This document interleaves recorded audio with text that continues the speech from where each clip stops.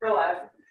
Great. Welcome back to Senate Education, Tuesday, March 15th, 3:08 p.m. H456, an act relating to establish the strategic goals and reporting requirements for the Vermont State Colleges. Representative Kathleen James was the reporter and House Committee on Education. Welcome, Representative James. Thank you.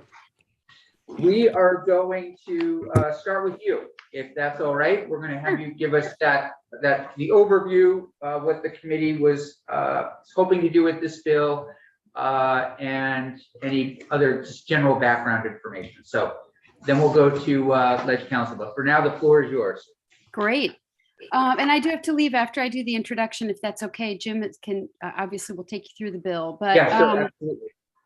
Yeah, so I'm just going to do a little abbreviated version of my floor report. So as you are all going to remember, in Act 120 of 2020, the Vermont legislature created the Select Committee on the Future of Public Higher Education in Vermont.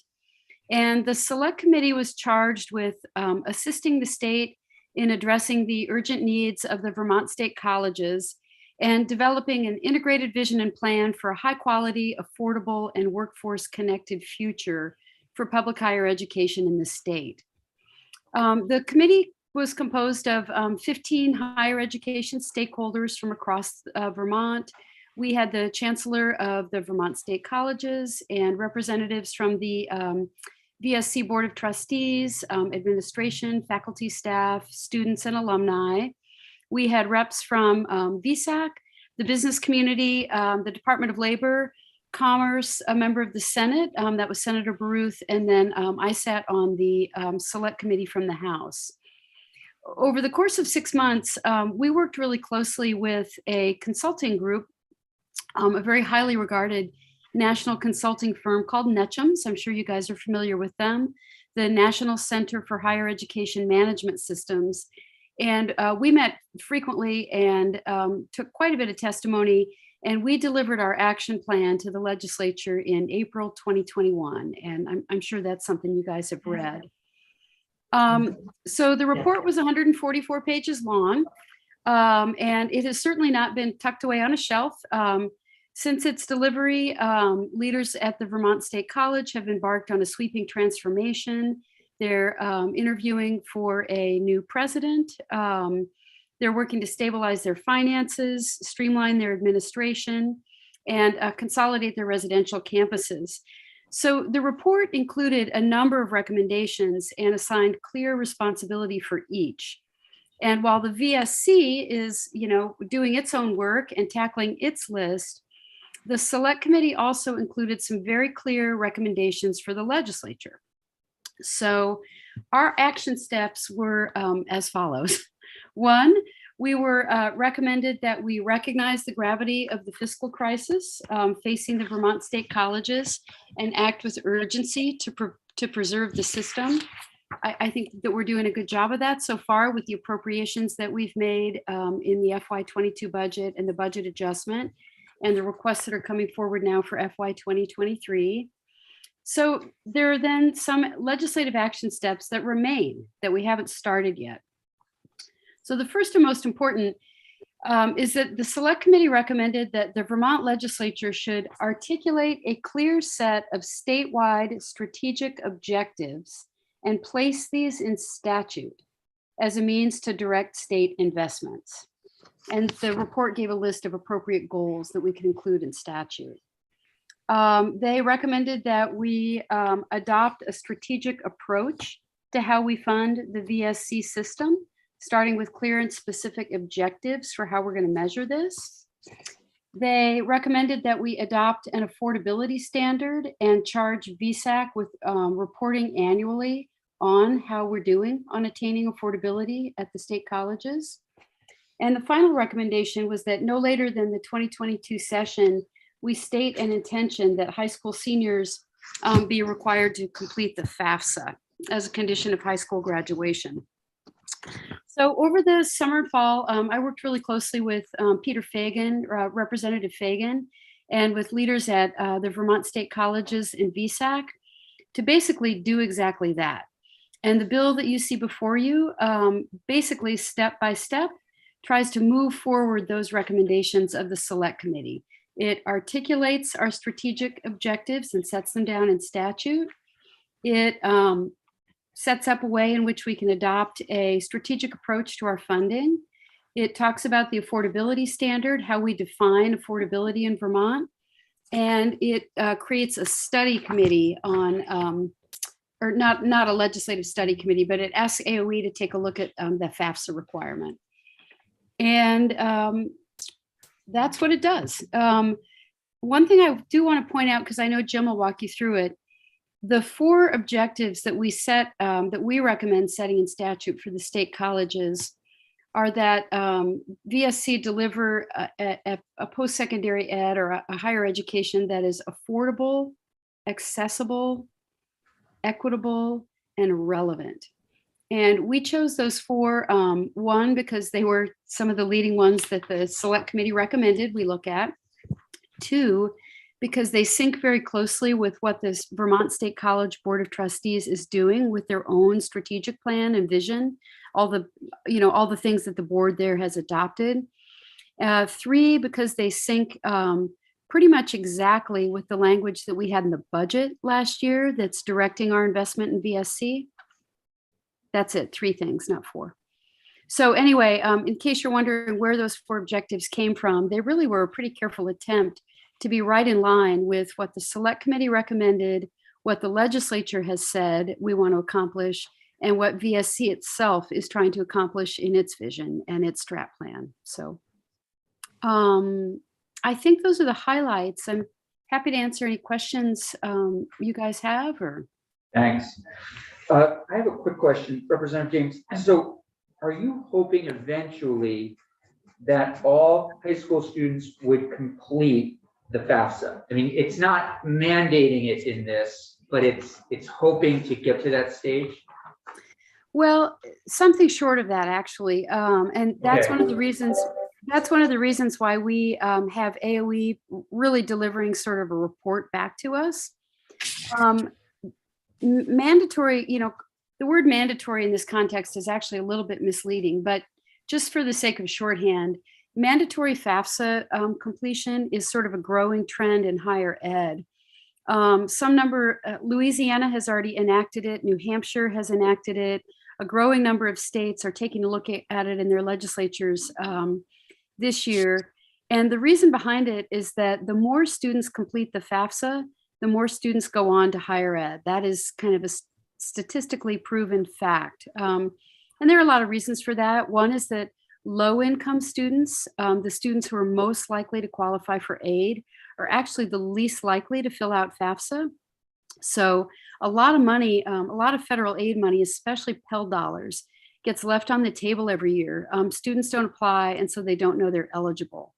So in the context of what we're trying to kind of accomplish as a state, to have more of our kids consider, post-secondary education or going on to some sort of degree after college or even a certificate, you want those families to fill out the FAFSA so that they're aware of all their options. The mandatory thing is a little bit tricky because it's not relevant. It truly is not relevant for some families. Some families may really have, legitimate objections to wanting to fill it out. And so what you do in these states, or what Louisiana and New Hampshire have done, is they have some sort of really simple opt-out option that could be as simple as just you either fill out FAFSA or you fill out a form saying that you decline. What about having students in lieu of the FAFSA be required to, or maybe everybody, did you consider having everybody at least apply to one of the state colleges or UVM? I know several years ago when I was on your committee in the House, there was this idea. We got a lot of pushback from people saying, no, Montpelier doesn't do curriculum. This is somewhat similar in a way. So I'm wondering if you heard anything about, number one, any pushback. Montpelier shouldn't be involved with curriculum. Number two, was the idea raised to have state colleges, have students apply to the state colleges? The idea of having Maine does that, I believe. Yeah. They require everybody applies to one of the state colleges or no. the latter idea is new to me. And I can understand why you got a lot of pushback on that. The thought of, so FAFSA isn't curriculum. So Dave, I I would don't, disagree. I'm not, just a second, hold on there. I would say that if you get into a school, I mean, that also sends an incredible signal. Maine has had these numbers where, you know, more and more kids are going because they got that acceptance letter. And that sort of gets them excited and jazzed up because they didn't think they would get in otherwise. that's not something we took testimony on. VSAC is very supportive of the FAFSA provision in this bill, as are the state colleges. So we did take, you know, a decent amount of testimony on the FAFSA idea. You know, the FAFSA is really, I mean, as you know, it's sort of the gateway to finding out if you qualify for any financial aid. And one thing that is relevant to, I think, to your idea, Senator Campion, is that if you fill out FAFSA and the Vermont supplemental financial aid application, then VSAC will automatically qualify or automatically assess you to see whether you would qualify for some of the new scholarships that we've set up, like 802 Opportunity, I think is the one, or no, I know it's, yeah, 802 Opportunity. Is that the CCV one? I get some of the names of our new scholarships. I believe it is. Yeah. So anyway, I guess similar to what you're talking about, if you fill out FAFSA and fill out the Vermont supplemental aid form, you don't have to do anything additionally to find out if you would qualify for that 802 Opportunity scholarship, which is the 2 free years at CCV, last dollar at CCV. So I guess that's a little bit like what you're talking about. That's, you know, it would be a way to encourage families that might not even be considering CCV. And if they're eligible, they'll get a call or a letter or an email saying, hey, surprise, you know, you can attend CCV for free, you qualify. Yeah. It'd be really interesting to get, you know, if we required all students to do the FAFSA, and let's say 85% did it, it'd be really interesting to see then how many students then jump in and start to use those, you know, public dollars, or, you know, they understand that they can afford it. I think it'd be great. Anything else for Representative James? Anybody have any other comments or questions? Representative James, do you have any other final comments or questions for us? This all sounds really positive. Yeah, I guess I can just say that you know, the bill passed out of our committee unanimously. It passed the floor on a 149-to-1 voice vote. And there was an attempt on my part to keep it pretty narrow. So we weren't seeing this as a broader higher ed bill. We were seeing it as a very focused and narrow response to the 4 recommendations left undone in the select committee report. So we took that report, we read it very carefully, and then point by point, we just went boom, boom, boom.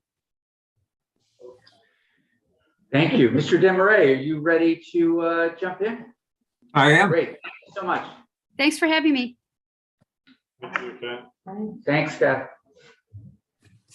Okay, so for the record, Jim Damer, that's console. We are walking through H456.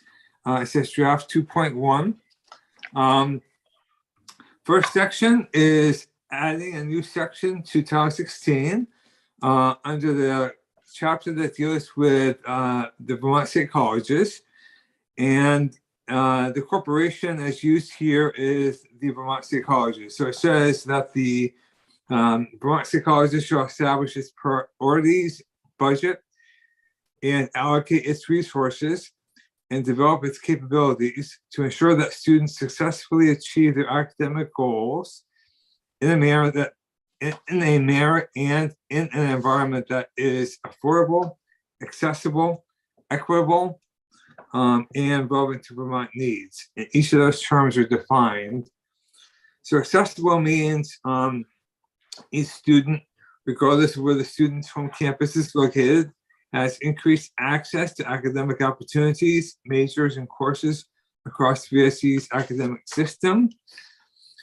There's a definition of affordability standard, means the extent to which affordability is being achieved for students and for VSC, as determined jointly by VSC and VSAC.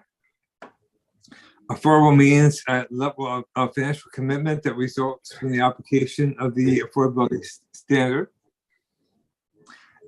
Equitable means the extent to which gaps in educational access and success are being reduced for students from economically deprived backgrounds, first-generation students, students of color, and other marginalized groups.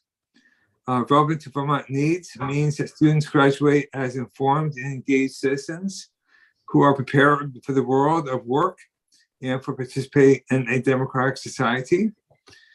Total cost of attendance is cross-referenced to a federal statute, and that would include tuition fees, allowance for books, supplies, transportation, and miscellaneous personal expenses, allowance for room and board. It's a very broad definition.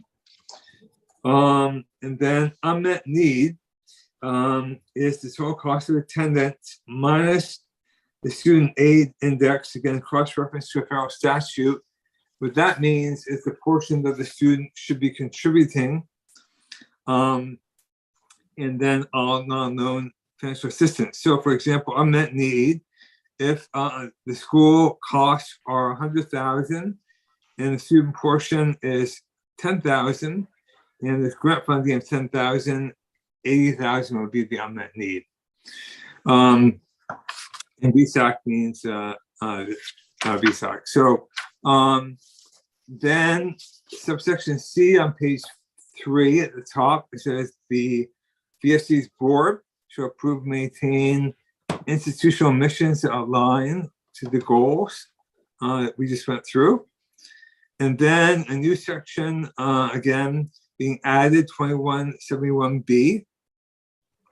And this says that on or before July 15 of 2024 and on or before July 15 annually thereafter, VSAC, with the assistance of VSC, shall submit a written report to you containing the corporation's progress in attaining affordability for full-time students enrolled with VSC for the first time, to the corporation's progress in attaining affordability for all other students, 3, the average and median amount of unmet need for full-time students enrolled with the corporation for the first time, and the average and median amount of unmet need for all other students.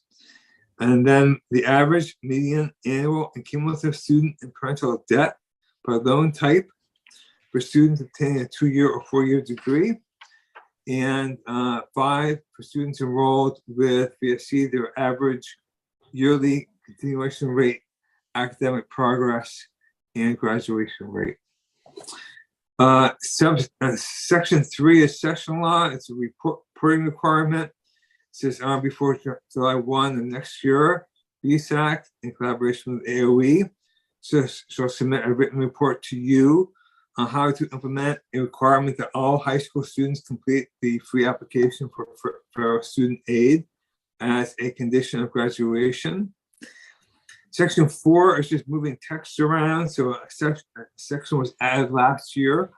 And that language is being moved to a more relevant section of law. So the part underlined 17 and 18 is already in law. It's being moved here. It just says that the sale, lease, demolition, or disposal of property by the corporation shall comply with requirements in Title 32, which basically is if the property was funded with bonded debt, the treasurer has to get involved in approving the sale, lease, or demolition, or disposal. Section 5 repeals that language which appeared elsewhere in statute, so it's taking that out. And then section 6 on page 5, it says on before July 1 of next year, VSC and VSAC will jointly recommend to you the definition of the affordability standard under the first section of the Act. And this goes into effect next year for the operative provisions around the goals, etc. But the session law parts come into force on passage.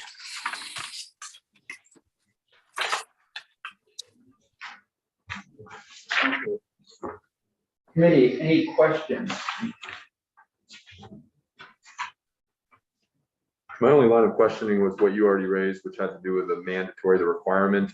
I think this would pass the Senate, but if we wanted to speak to any type of opt-out or the requirement with opt-out provisions, I personally really like that notion of requiring somebody to fill out an income form to get their degree. That just doesn't rub me the right way, Yeah. but. Yeah, same here. Yeah, Yeah, I would support adding a little clarifying that we're asking AOE to look at that in this report. Jim, did you hear that? I think there's consensus already on the committee to make sure that we do have language in there that gives parents the opt-out option on, this is section 3, requiring that students fill out the FAFSA. Okay, yep. How to implement a requirement, including an option out there or something. Yeah. I have another nitpicky question. Yeah. It's my nitpicky day. Yeah. So in this language, the VSC is always called the corporation, and then we have the Vermont Student Assistant Corporation. And I know that it's created as a corporation, but when you look at, I looked up Title 16 and that's how they do it, but it seems unnecessarily confusing to refer to VSC as a corporation. And we use other acronyms. So I just wondered why not use VSC instead of corporation, other than the fact that the existing statute uses the word corporation. Well, that's the reason it's been drafted the way it is, because it's fitting into the current chapter, which defines corporation as VSC. If you wanted to, you could change the definition, but you probably should do it throughout the entire chapter. Right, yeah. I mean, I didn't see a definition other than they just call it a corporation shall be established. And then they go on to talk about VSC as the corporation. Yeah, we'd have to make the bill 50 pages of all changing corporation to VSC. And that would be a lot of good summer fun and activity. wouldn't it? Yeah. An election year. Jim would love that. I'll be retired. We haven't signed off on that yet. Okay.